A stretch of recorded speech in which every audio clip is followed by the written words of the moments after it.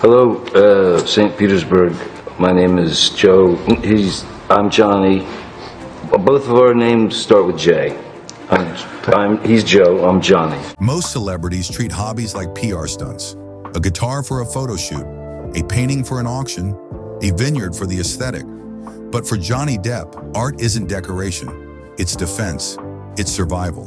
And what looks like a European artistic phase may actually be a calculated shield against something far more dangerous than bad press.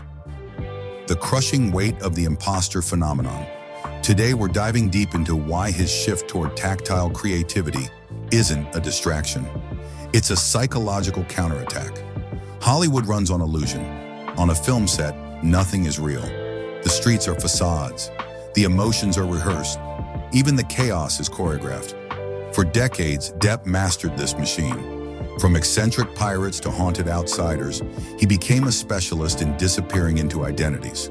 But here's the paradox.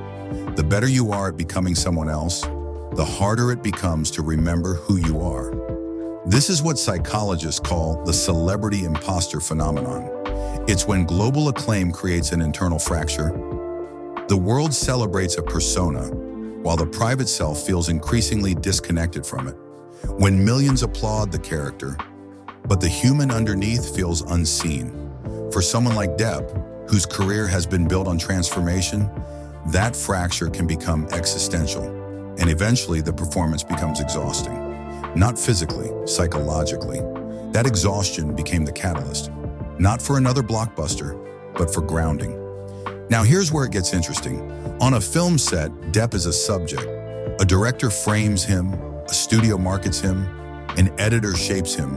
But when he stands in front of a canvas with oil paints, there is no director, no script, no marketing department, just resistance. Oil paint pushes back. Brush strokes demand pressure. Mistakes cannot be digitally erased.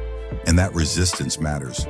Because tactile creativity provides something Hollywood cannot: immediate, honest feedback. When he plays guitar, the string vibrates instantly. When he layers paint, texture builds in real time. There's no Rotten Tomatoes score, no opening weekend numbers, no critics dissecting intention, just cause and effect, action and reaction. In a world of delayed, distorted feedback, manual hobbies create a closed loop of authenticity, and that loop stabilizes identity.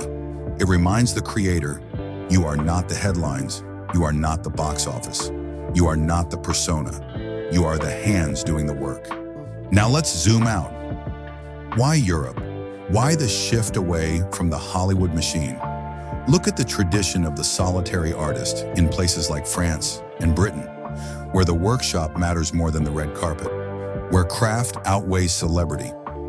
By immersing himself in European artistic spaces, Depp subtly reframed his value, not as a commercial product, but as a craftsman, in workshops instead of studios, in quiet galleries instead of premieres. This pivot isn't accidental. It creates psychological distance from the expectations of the American blockbuster ecosystem.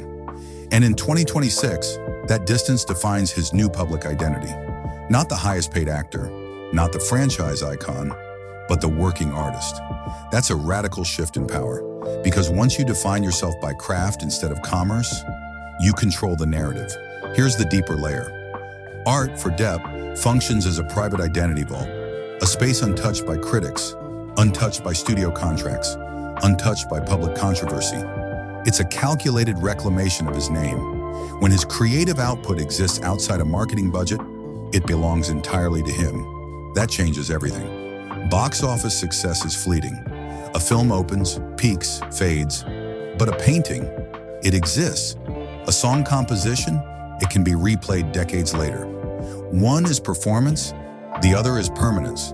And permanence is psychologically stabilizing. It reinforces a core identity that doesn't fluctuate with public opinion. That's not escapism, that's architecture. He isn't retreating, he's rebuilding. And this is where it becomes universal. You don't need to be a global icon to feel like an imposter. High-pressure environments do this to anyone. Corporate executives, creators, entrepreneurs, students. When performance becomes constant, identity fragments. The lesson in Depp's pivot isn't about fame, It's about anchors, tactile anchors, activities where you control the process, you feel physical resistance, you receive immediate, honest feedback. That's why creative passions matter. They protect your core identity from the noise of professional performance. So maybe the real question isn't, why did Johnny Depp turn to art? It's, what is your anchor? What do you touch, build, play, or create that reminds you who you are when the world tells you who you're supposed to be? Because sometimes the so-called distractions are actually survival tools. And if this artistic pivot is truly a defense mechanism, then his most powerful role in 2026 may not be on screen at all. It may be in the quiet resistance of a brushstroke or the vibration of a single guitar string, and that might be the most authentic performance of his life.